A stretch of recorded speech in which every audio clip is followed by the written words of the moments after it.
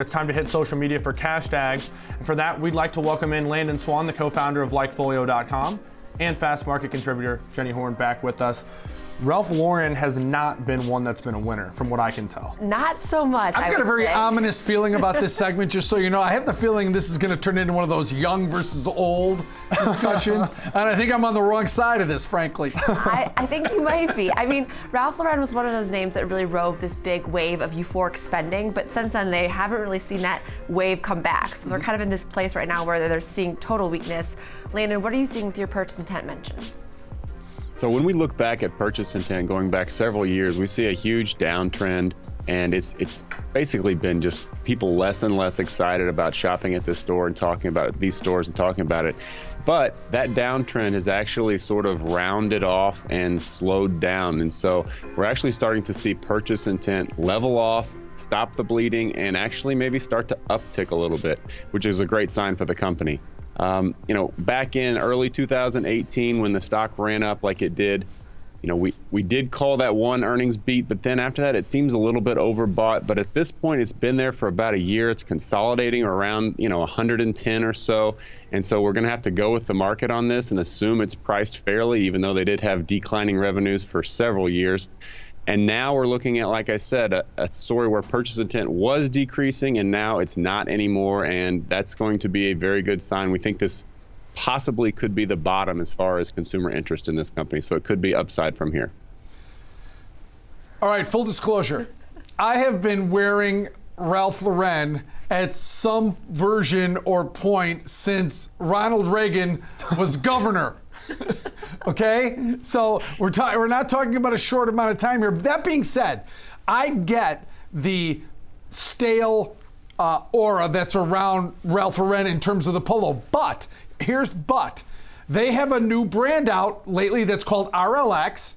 That is more golfing wear, more active wear. That is actually really high quality and popular again. Mm-hmm. So even though the polo pony is lost some of its luster, this new brand, this RLX, which Justin Thomas, you mentioned, wears on the PGA Tour, is actually getting popular again. Popular to who? Popular to me. Hello? Okay. I get it. This is a old guy versus young millennial, Lululemon versus Ralph Lauren. Well, that's what I want to get Landon's take on a little bit, because I can go back, 5-10 years back to when I was in college, and Polo Ralph Lauren was the in brand that everyone, had all the different colors. We were just talking to our producer Ryan. He was saying he had every single different color of Polo Ralph Lauren back in the day.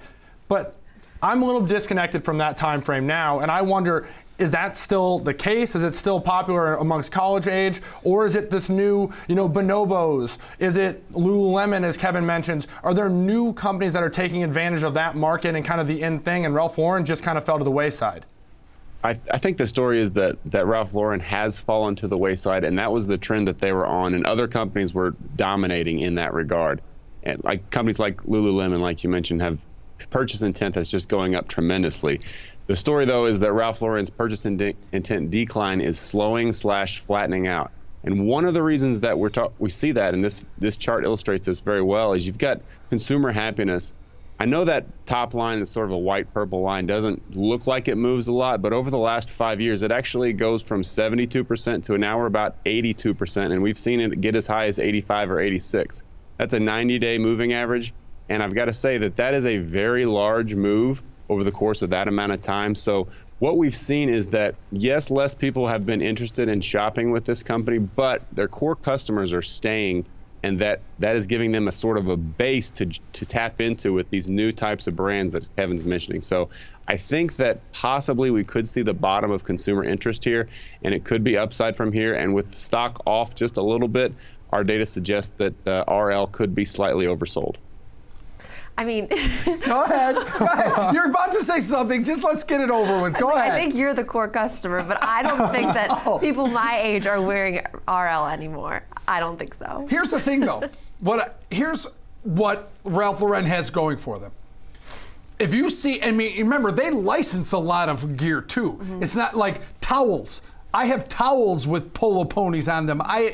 They make suits that they don't probably make, but they license them, right? And one thing you can count on with these is the quality is all pretty high, right? In everything they make, they really don't make anything of poor quality.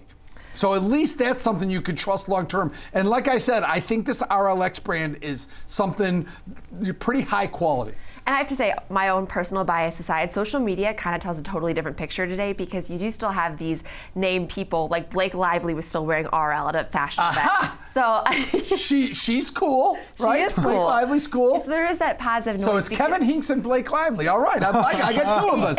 Exactly. So our first tweet is from RS Investor, who says, apparel manufacturing, RL is consolidating but has been very weak. Meanwhile, UA has been a rocket and is outperforming the group. If you like the apparel subsector long, Under Armour is the clear choice. So they both have earnings tomorrow, but Landon is wearing Under Armour, so I think he has a bias in this. So which do you think is the clear choice? You know what? When I look at the data, we're actually slightly leaning bearish on Under Armour. And so if I had to pick between these two, I would definitely be long RL and short UA. We've got some data on UA. We'll have to do that a different time, but showing that they've got a new product that's doing well. But overall, we like the fact that you've got lower expectations with Ralph Lauren. They've had these declining revenues, declining purchase intent forever, and all of a sudden it's starting to flatten out and maybe even uptick. I know they report tomorrow morning. I think they're expected to be down a little bit on revenue quarter over quarter.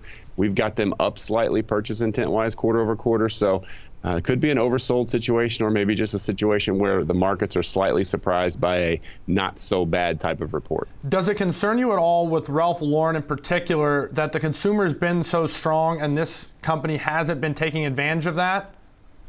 Yeah, I think that's a great point. I mean, this is the time to be a consumer-facing company, right? The last year or two has been fantastic for everyone except for companies like Ralph Lauren. So I agree 100% that that's a problem, but I think that's all baked into the earnings, and I think that analysts know all that, and they have lower expectations. Also, side note on this whole Jenny versus Kevin old thing, Kevin's money spends just as well as anybody else's, and he's probably got a lot more of it than most millennials. So I don't mind him being a good part. Full disclosure, I wear Under Armour as well. So I know you do. That's why I had to include that. Kind of coming back to both of these names, though, and I know that we don't have a bunch of the Under Armour data, handy, but you paint the picture of Ralph Lauren being more of a, is this stock oversold? Is it bottoming out in your data maybe before you're seeing it in the stock turning around? That potentially could be a catalyst to the upside here as an upside surprise because of a low bar. Is it the opposite story with Under Armour? It's just been going too far too fast, more so than the company's not executing well?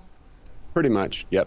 I mean, it's all about market expectations. I mean, if you had to pick just based on our data purchase intent and you had no idea what the stock was doing or what market expectations were, Under Armour would be the clear winner. It's just a matter of market expectations, and we like to balance that out for sure. Do you guys ever look at names like an Under Armour and Ralph Lauren and kind of do like a pair trade type of an example where you're betting on one, betting against the other, kind of as a set position? We do.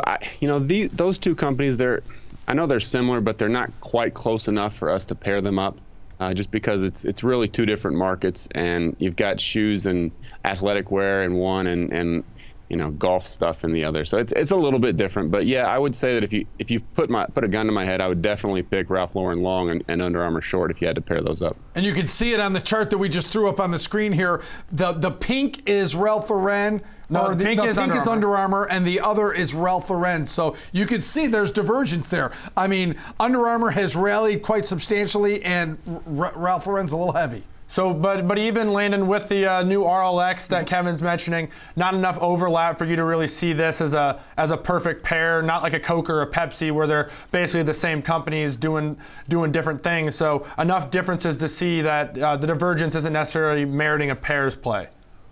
Right. Now, I mean, to clarify, that this week we are suggesting to our clients that Ralph Lauren is oversold and Under Armour is overbought. I don't know if you want to pair them up. You can use your own strategy on how you diversify your risk, but yeah, we are actually playing both of them this week.